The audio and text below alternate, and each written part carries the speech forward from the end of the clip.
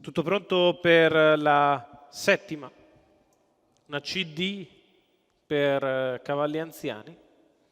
All'1 Flavia Bros, Alessandro Gocciadoro, 2 Ethan, Simone Levakovic, 3 Fortana C, Francesco Facci, 4 Darwi Wise L, Alberto Garruto, 5 Captor delle Selve, Fabrizio Ciulla, 6 Catman di Celle, Vincenzo Luongo, 7 Can dei Greppi, Lorenzo Talpo.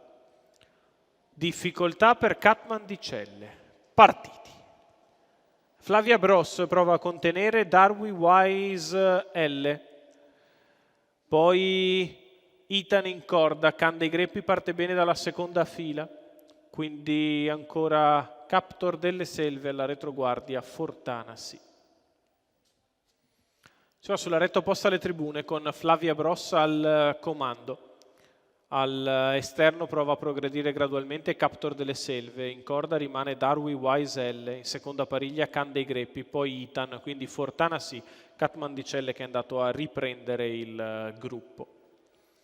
Flavia Bros continua in vantaggio nei confronti di Captor delle Selve, in corda Darwi Wise, poi sempre Ethan, in pariglia Can dei Greppi, va a fare la terza pariglia Catman di Celle. Sotto le tribune non cambia nulla dopo il primo giro di gara, che è passato da Flavia Bros in 58,3 e si va sulla curva con la leader che continua con al suo esterno Captor delle Selve, chilometro in 1,13,5 per la battistrada.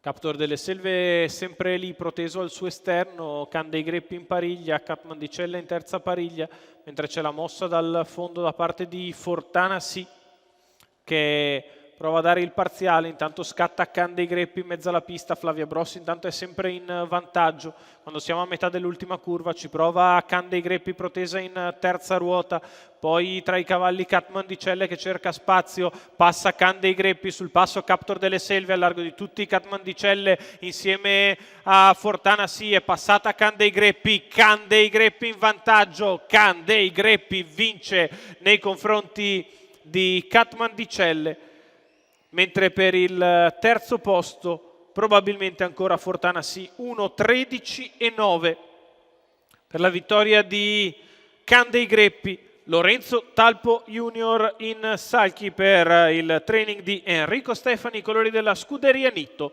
Perfetto percorso dalla pariglia, lo scatto di Can dei Greppi che viene a vincere con una di margine su Catman di Celle che ha fatto 1,55, il miglio da inseguire, ma può essere solo secondo. Al terzo, Fortana sì.